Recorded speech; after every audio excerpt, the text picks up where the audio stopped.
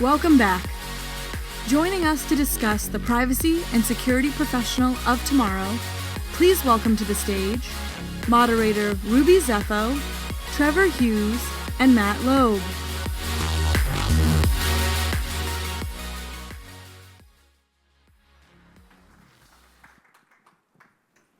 Welcome, everybody, and thank you, gentlemen, for being here. I'm just going to dive right into it because we've got a short session. So, excellent. IAPP worked with Ohio State to release a recent research study, the topic of which was the convergence of the privacy, security, and to some extent, IT professional roles. So my question right out of the gate is, why is this happening, and why is it happening now? Is it technology? Is it culture? Is it politics? Is it, what's causing it? Sure, so I'd be happy to start. Hi, Matt. Hi, Trevor. It's great to see Go you. for it. Hi, Ruby. Great to be here. So we worked with Ohio State to create this paper because we were seeing something happening in the marketplace. We were seeing that the skills of the privacy professional born largely of law and compliance traditionally were bleeding into engineering and IT, we're bleeding into IT risk, we're bleeding into information security, and vice versa. And that solutions that were being created in those siloed domains were no longer sufficient to fully answer the risks, the challenges that were being faced across an organization. And looking at that, the board, the senior leadership at the IAPP said, we should start talking about how do we talk to those other professional domains? How do we talk to IT risk? How do we talk to information security professionals? And what are the skills that we need? Clearly, we cannot be masters of all domains. We have to have fluency, conversational skills across those spaces. That led to some conversations between Matt and myself. ISACA, of course, one of the leading organizations in the world for certifying professionals in information security and IT risk. And Matt can definitely tell us a bit more about that. But the minute that I raised the idea with Matt that we were seeing something, Matt immediately sprung back to me the idea that he was seeing something too, that ISACA was seeing something, and that there was a hybridized future for us where professionals did, again, not need to be experts in every single domain, but they needed to know enough so that they could maintain a conversation. So Matt, what do you think is causing it? Like what lies behind this sudden, these fields have been around for a long time. Why does it suddenly seem, at least to me, that this has been a huge uptick in the need to have more collaborative solutions? Well, I think there's just two things that it really comes down to. Number one is the continuing pace of change. It's getting faster around technology. So technology is now embedded in everything that everybody, every company, every government, every enterprise is involved. In fact, it's affecting our personal lives as well. From the enterprise standpoint, though, what's also happening simultaneously is this increase in complexity around the legal compliance and regulatory aspects of things. And part of this is really being driven by the fact that technology is generally for good. In fact, at ISACA, our purpose statement is to help you realize the positive potential of technology. But with that comes the requirement of looking at the risk aspects that technology brings to the table. And as a result, the focus on mitigating that risk is actually, I think, driving the issues around security and privacy. And it's really all one big bundle. And I think that puts a spotlight on what Trevor was talking about the need for this cross-pollination of knowledge. And actually it goes beyond privacy, security, and risk. I mean, our professionals also need to be, I would say everybody in this room needs to start having a grasp of what are the technologies that are affecting us today, and more importantly, also anticipating those new things that are going to come in and impact us. Let me just carry on from that. I think in terms of causes, it's the digital economy. It's the rise of our digital lives and the technologies that are challenging us. They bring with them traditional IT engineering infosec concerns, and we are using tools from the legal and compliance world, privacy laws, many of which were really conceived of, at least the frameworks, 50 years ago. Our fair information practices that we're applying to these new standards were really designed 40 plus, almost 50 years ago. In fact, it is the 50th anniversary of the writing of Privacy and Freedom by Ellen Weston.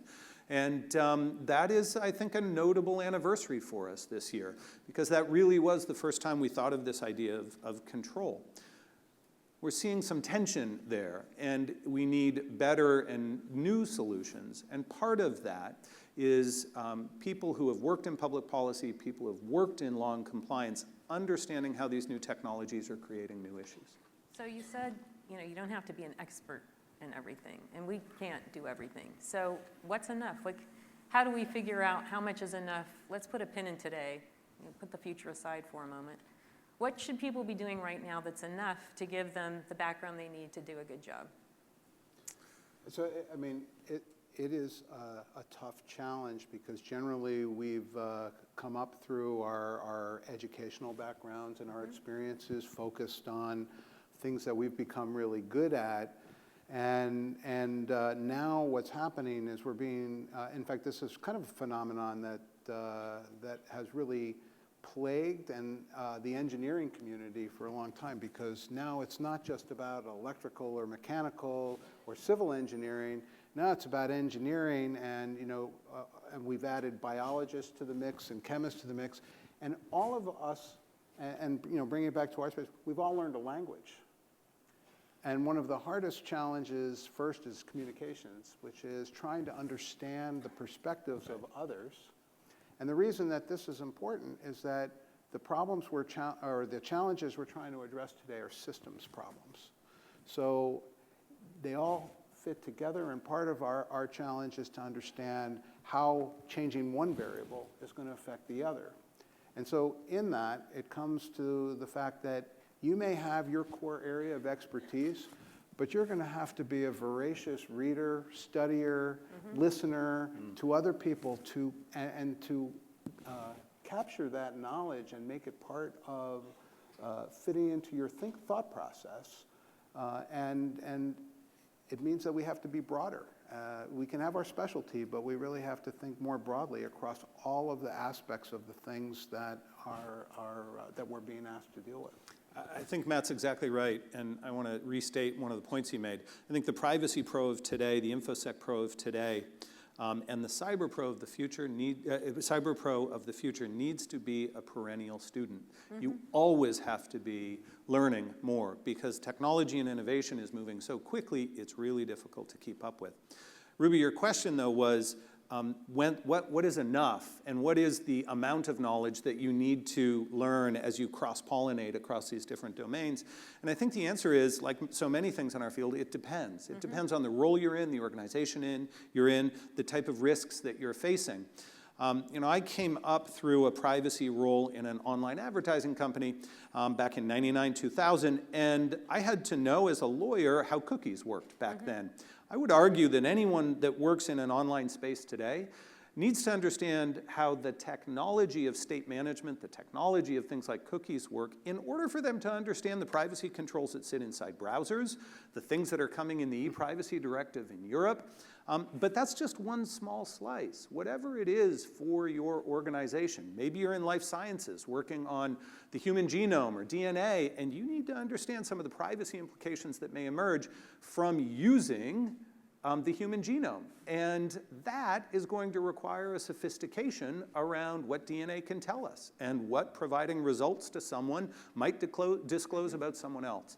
So it is role-based, and it's situational, it's contextual, but the thing that I know is that it is multi-denominational. It reaches across other domains. So a law student graduating today, not for 1 second should think that their education is sufficient for them to be a fully functioning and successful privacy lawyer going forward. They got to learn a lot more. So, and what's interesting about what you were just saying too is that when ISACA spends a lot more time working with the information security community and the people who are on the operational side, and what we're finding is that the traditional paths of education are becoming not irrelevant, but less and less important to some of these roles because, for instance, our lead in security at ISACA was an English major. It just happened to fall into the technology side, worked for NSA and a few other government agencies on things he can't talk about. Then he went back and got a master's in international business.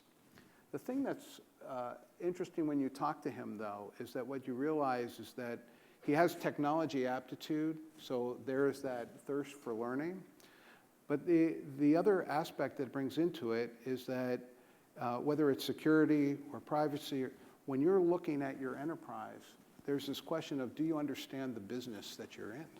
Right. Because even if you're an operational security person, when a breach happens, if you don't understand the construct of how your business works, if you don't understand the architecture of the technology system that's in place, it makes it very difficult to actually take the correct actions.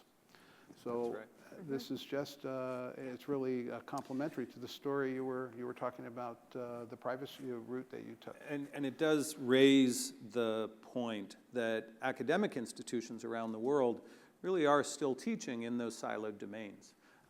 I came up through political science, and we did not venture into the science buildings if we had any power not to, except for like the 1 or 2 mandatory science credits that we had to get in order to graduate. We've got to change that dynamic. We need humanities graduates to understand that they need to understand how technology affects society. And in order to do that, they have to understand a little bit about technology. And vice versa. Yeah, whether they're in our field or not, really. Exactly, exactly. And so computer science graduates need to understand a little bit about ethics and a little bit about privacy and a little bit about politics. Yeah, maybe a lot, maybe a lot. Exactly. And the funny thing is, right, we can pick any of those disciplines. I mean, in biology, and there's probably people here in this audience who are working for pharma companies, and they probably know more about what I'm going to mention, but I mean, there's this system called CRISPR, which actually allows you to look at assembled DNA strands. That's right. Yep.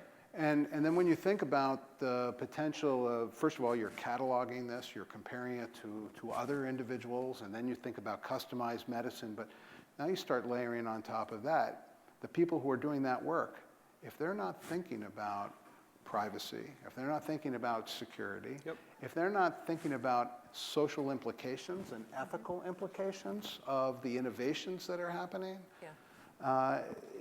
So I think all of these things are it's kind of like this big mass of stuff that's coming, and you have to just kind of figure out how do you cut through all of it to make sense out of it all. So let's talk about that for a second. I agree with you that things are contextual, and by the way, a lot of us just fell right into our careers. Right. So, but now we're talking about particular fields where it may be more important. Is there a particular business type or field where this, convergence is most important that we get right now and should be prioritized over others? Are you talking about industries? Yeah, which industries are seeing? It could be an industry, it could be anything where, I mean, when you've got to change, you try to go after the lowest hanging fruit, and if it works, you use that as a model as it trickles down, right? So I'm looking, what's the lowest hanging fruit here for us to start saying that needs the convergence now? Yeah.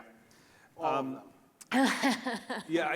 And that's my answer too, is that the ubiquity of technological innovation is so complete.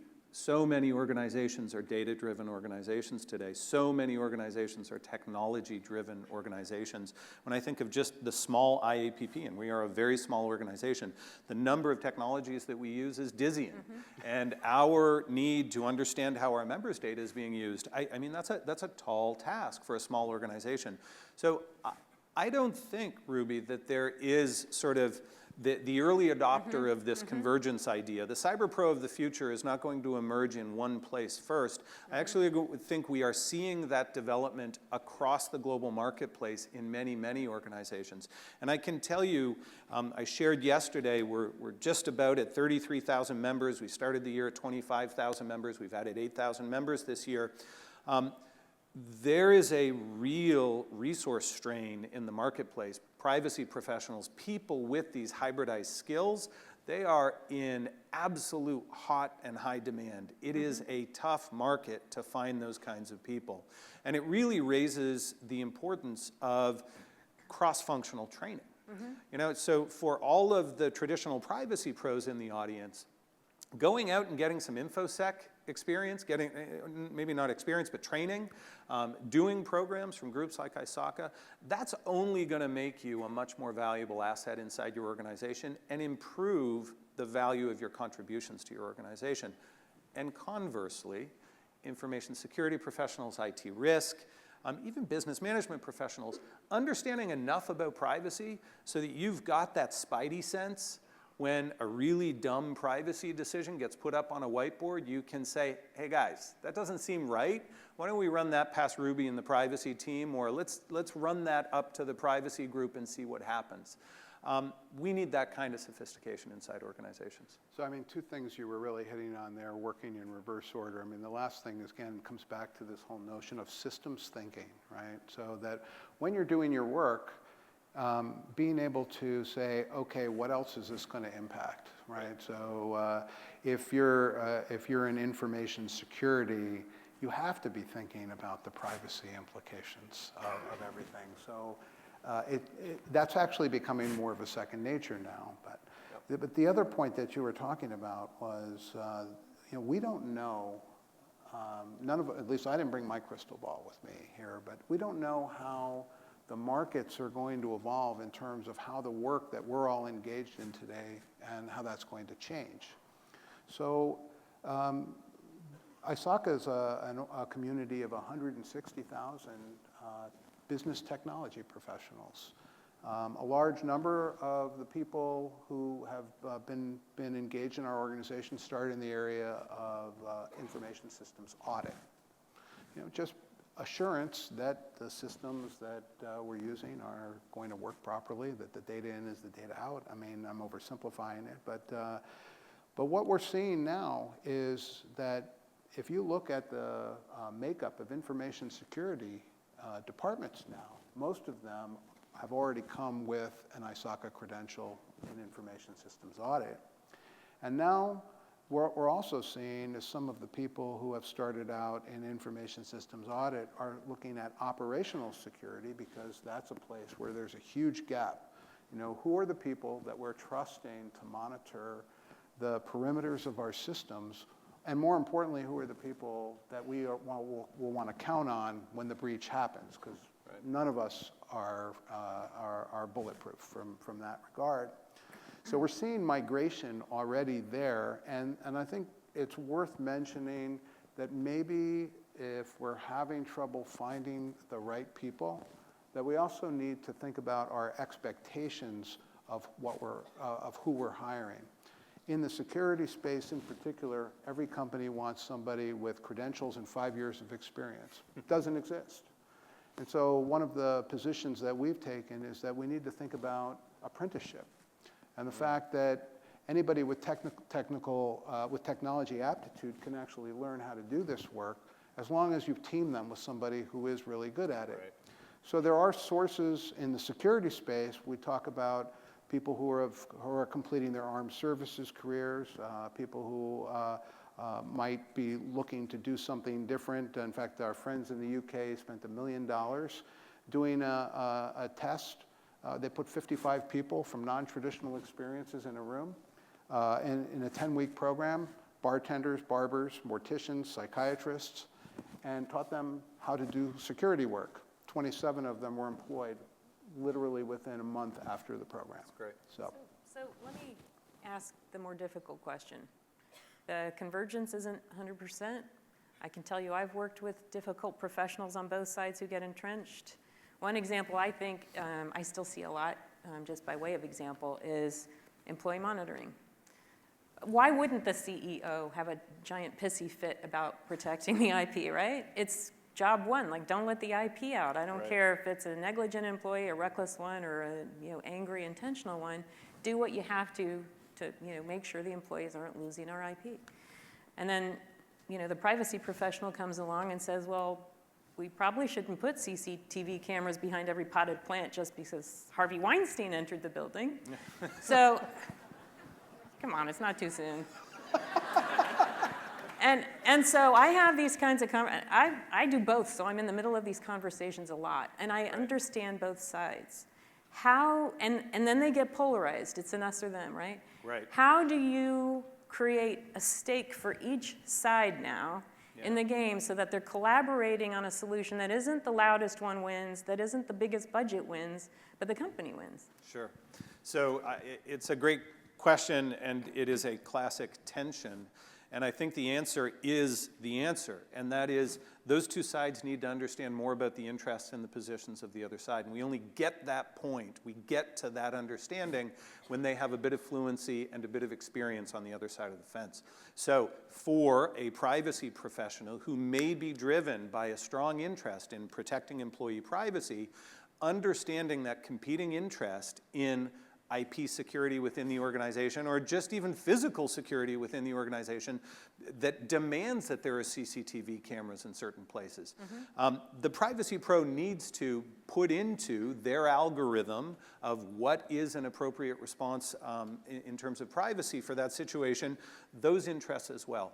So too does the security pro need to understand that, yeah, there probably doesn't need to be a camera behind every potted plant. Where are your interests? How can we focus on them? How can we resolve them in the least privacy intrusive way possible? When we do have to implement things like CCTV cameras or email monitoring or whatever it is from an employee monitoring perspective, how can we make sure that employees are aware of it, that they are recognizing when it's being used, that they have the ability to raise concerns about it? How do you engage a dialogue between the privacy and security functions? When we have both of those sides recognizing the legitimacy of each other's interests, then you have a powerful dialogue. And I don't know what the ultimate answer ever will be. I think that's something that needs to be worked through for every organization. And sometimes the CEO may say, you know what, IP, that's the crown jewels for our shop, and every potted plant gets a CCTV camera, full stop. That might be the answer. Might not be the right answer for other organizations, and it's a dialogue that has to happen between the privacy and security pros. So Matt, do you have any privacy and security whisperer techniques where you are able to plant the bug successfully in a gentle way? Well, you know, I think Trevor makes one point that's really important again, and we're coming back to, you know, how do we all communicate? How do we all get along? And I think we really need to be thinking about walking in the other's shoes. And I'll come back to your original question. You know, when you start thinking about this, right, we can talk today about security and privacy professionals talking more together, but security and privacy professionals also have to talk to a whole lot of other people in the organization. And it all, to me, is coming up to, and this may be reflective of my sociology background, but I mean, it's all about culture. The cultures of organizations are changing. And a lot of what we're dealing with today is, it is new, because when we talk about security and privacy and risk, the biggest vulnerability in all of that is people. And so in order for us to be effective as security and privacy professionals, we have to understand the people side. And we have to be thinking about the implications of the things that we're doing and the stands that we're taking, and being able to articulate that to people who may not be as close to what we're doing, but we have to do it with a lot of empathy and understanding to what their situation is. I also think, back to the how do you create that stake for everybody, I will take a risk myself and say, first of all, how many people in this room were affected by the Equifax breach? Oh, all of us. I can't believe every hand in this audience doesn't go up, because 143 million, I mean, that's you know, probably 75% of the adults in the United States. That could have been avoided by a simple patch. A simple patch. So I don't want to dwell on that issue, but I think it is illustrative of creating the stake that we're all in it together. And the stake to create in terms of how we build this culture of not only sharing our expertise, but also having understanding of what our fellow colleagues are doing and understanding the nature of the business. It's a system. If there's a hole in the system, we can lose. And so I think that just puts, means that we all have to double down on building more empathy into what we do, making sure we're taking time to explain. I know the world's moving very fast, but we have to find ways to do this in a way that we understand what others are challenged with, so that we're all working together to make sure that we help our enterprises achieve the outcomes that they're trying to get to. Okay, I think we have time for one more question, and I'd like to kind of go back to the keynote from last night, the one we're going to see in a few minutes, because I think the juxtaposition of their books brings up a very nice representation of how people feel about their privacy and security rights as individuals. So you have last night how we need to belong to tribes, and when people have their tribe taken away, they suffer greatly, and the community's gone. And then we'll hear in a few minutes about a man who probably valued his privacy and aloneness more than anything else and was willing to potentially die for it. And I think that's really the continuum we face in terms of how each individual views their privacy and security rights. So how can privacy and security individuals collaborate better to provide a more flexible and sort of customized privacy and data security for people, knowing people have such vast differences of opinion on what that means? You first. Wow. So let me tell you what I hear when I think of the two keynotes that we have. And we haven't heard Michael Finkel, and we're expecting a lot from him. I know he's backstage listening right now. Poor guy. But between these two keynotes, what I see for privacy and security professionals is job security. Because it turns out, I think it turns out that this idea of privacy is a human constant. This idea of a desire for a sense of security is a human constant. And so we need to share information with each other in order to stitch ourselves together within society. But we also concurrently need identity, autonomy, repose, a little bit of seclusion so that we can protect ourselves and find space to think different thoughts. And those two ideas are not perfectly aligned all the time.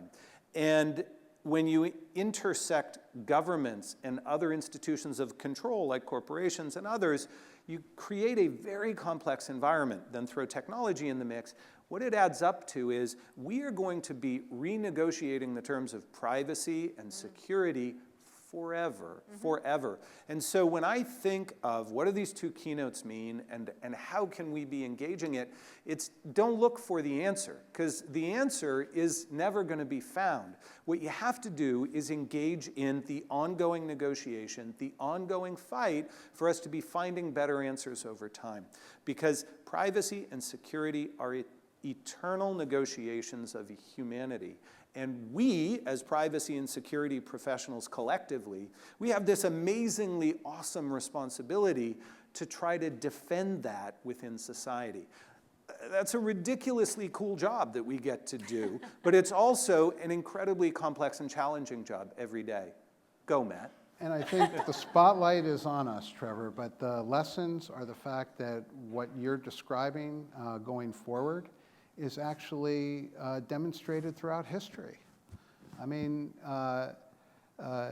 for long before technology came into play, there were issues around information security and privacy. I mean, the military has been notorious over time about, the need to know. And so the notion of trying to keep that information, secure and private dates way back. You can actually look at security. If you go back to, if anybody here saw The Imitation Game, the story about Alan Turing and him cracking the Enigma code. What a great example of cybersecurity in its earliest demonstration. And at least that time it was for the good guys, right? The white hat hacking. That's right, yeah. That's right. This notion of continuing to redefinition, I would say there's two things. I mean, number one is some of it is being created by the fact that technology, which 80 years ago wasn't as much a part of our life, is now embedded in every aspect. Yep. And as a result, most of us that are old geezers like myself, we grew up with air, land, sea, space. But now it's air, land, sea, space, cyber. cyber meaning that technology space. Yep. And that is actually helping us as security and privacy professionals. It's actually calling us to come really help try to solve issues that are being created by this new domain. And I'm sure we're going to figure it out. Maybe it's 15 years from now, and guess what? Then there's going to be something else on our doorstep, and we're going to have to be called in to do it again. All right, well, we're out of time, so I wanted to thank you both. I thought it was a very thought-provoking beginning of a very long conversation, which, according to you, will be infinite. Exactly. But we all have job security, so thanks for that. And we have 2 organizations ready and willing to help us all learn and get out of our silos and do a better job. So thank you, and really looking forward to our next keynote. Thanks, Ruby. That's great.